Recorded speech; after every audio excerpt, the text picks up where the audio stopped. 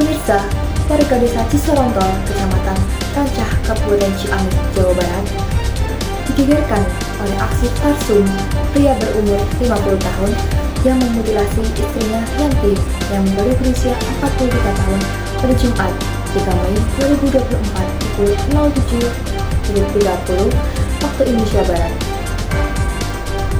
Kapolres Ciamis AKBP Akmal mengungkapkan tarsum bisa dijerat pasal 338 KUHP tentang pembunuhan berencana dan pasal 340 KUHP mengenai pembunuhan berencana. Adapun hukuman dari jeratan pasal ini adalah pidana mati, penjara seumur hidup, atau penjara selama waktu tertentu. Berikut beberapa video yang beredar di media sosial mengenai kejadian tersebut. Di jalan. Astagfirullahaladzim.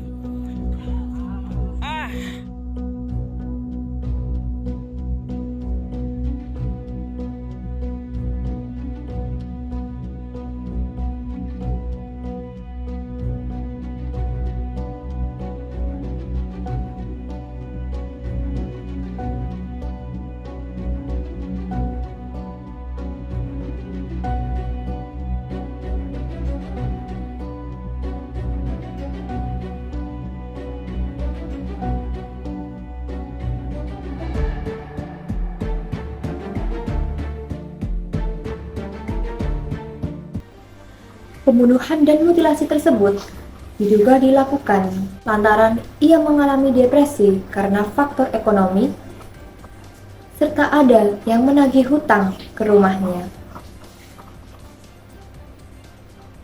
Namun demikian, sang ketua RT mengatakan bahwa sebelumnya tarsum memang sudah berupaya untuk mengakhiri hidupnya sendiri, dan upaya itu berhasil digagalkan oleh ketua RT sebelumnya.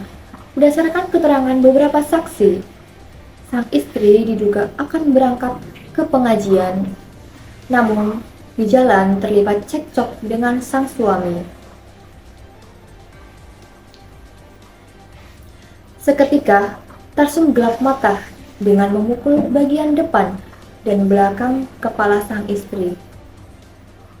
Tarsum memukul sang istri menggunakan balok kayu yang berukuran cukup besar hingga sang istri tewas. Setelah sang istri tewas, pelaku lantas mengambil sebilah pisau, kemudian memotong-motong bagian tubuh istrinya menjadi 4 bagian yang dilakukannya terang-terangan di depan rumah warga sekitar. Itunya datangnya dibawa ditawiskan ke ambil gitu pasar ya daging siang ke pasar. Oh, Pak RT nawiskeun. Itu ada informasinya abdi menak wartosna abdi tos nuju nyaba itu bereun nama itu ada informasi. Memang sebelumnya pelaku teh depresi atau apa Pak RT? Ada depresi. 3 hari sebelum kejadian. Sebelum kejadian depresi. Terus sering cekcok tadi rumahnya? Kurang tahu saya kronologisnya masalah rumah tangganya kurang tahu apakah dia sering cekcok apa itu saya nggak tahu Pak. Yang jelas tadi pas kejadian Pak RT sempat ditawari Iya, daging istrinya iya. sama pelaku.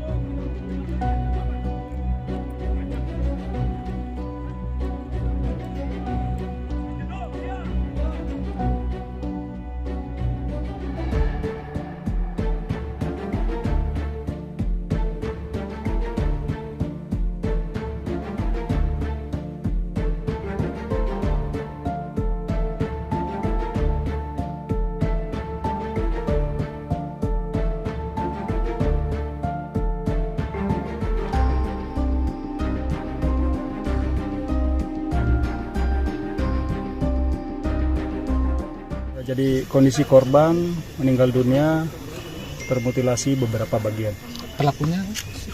Pelakunya diduga suami korban sendiri. Ada motif apa gitu Dan? Ya untuk motifnya kita tentunya harus melakukan pendalaman lebih dahulu, ya nanti proses penyidikannya akan berkembang. Rencana korban gimana?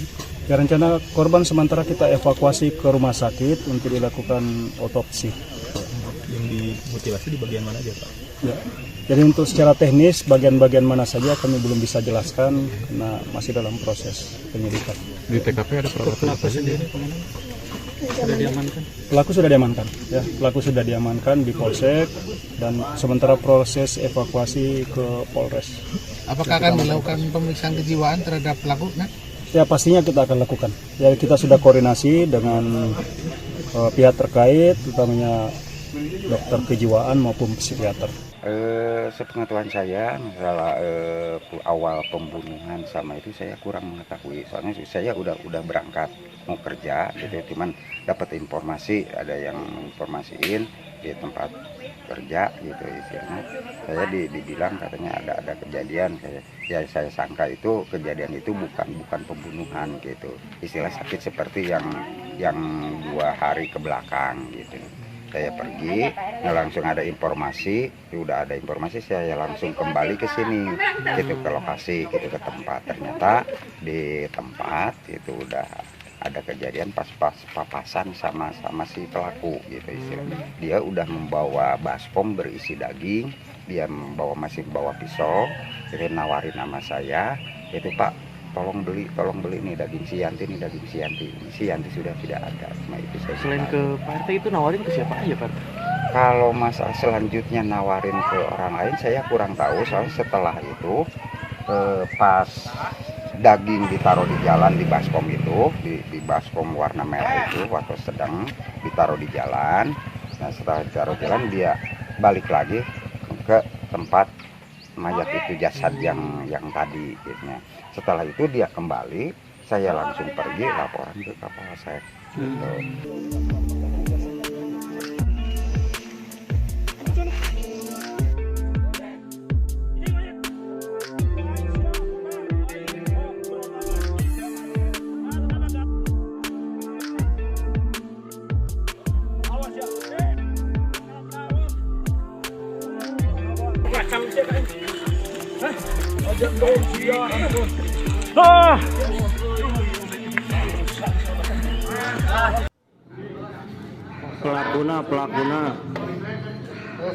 Pelaku mutilasi.